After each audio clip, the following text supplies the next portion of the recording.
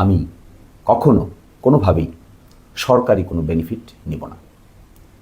যদি আমি নির্বাচিত হতে পারি, সরকার কর্তৃক প্রদত্ত ভাতা কিংবা অ্যালাউন্স কিংবা সুযোগ সুবিধা যাই সরকার আমাকে দিবে, সবটুকুই আমি জনগণের কল্যাণে উন্মুক্ত করে দেব। আমি তার এক পয়সাও নিজের কল্যাণে, পরিবারের কল্যাণে, আত্মীয় স্বজনের কল্যাণে ব্যয় করব না। এটি আমার অনারারিয়াম হোক, এটি আমার অন্য কোনো সুযোগ সুবিধা হোক।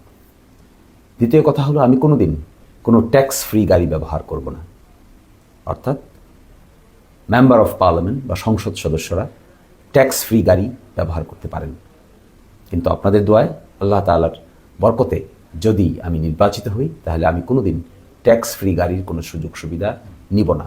কেউ আমাকে বলতে পারবেন না যে আমি ট্যাক্স ফ্রি গাড়ি ব্যবহার করেছি। তৃতীয় কথা হলো, আমি কখনো কোনোদিন নিজের স্বার্থে প্রশাসনকে ব্যবহার করতে চাইব না, করব না।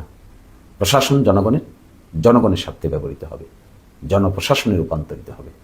আমি ব্যক্তিগতভাবে প্রশাসনের সঙ্গে কথা বলে নিজস্ব ব্যক্তিগত সুযোগ সুবিধা, আমার পরিবার কিংবা আমার আত্মীয় স্বজনের সুযোগ সুবিধার জন্য কোনোদিন কোনোভাবে আমি প্রশাসনকে ব্যবহার করব না।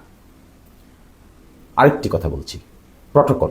আমাদের দেশে নির্বাচিত ব্যক্তিবর্গরা প্রটোকল ব্যবহার করতে খুবই আগ্রহী হন। ভিআইপি লাউঞ্জ ব্যবহার করতে চান, একটু সুযোগ সুবিধা নিতে চান, একটু প্রায়োরিটি নিতে চান। কিন্তু আমি আপনাদেরকে কথা দিচ্ছি, আমি নির্বাচিত হলে আমি কোনো প্রটোকল কোনো দিনই ব্যবহার করব না।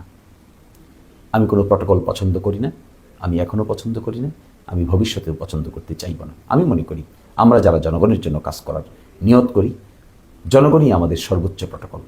এর বাইরে নির্ধারিত প্রটোকলের মধ্যে গিয়ে নিজেকে অন্যভাবে আলাদা করে নতুন সুযোগ সুবিধা নেওয়ার কোনো অর্থ হয় না। আমি আপনাদেরকে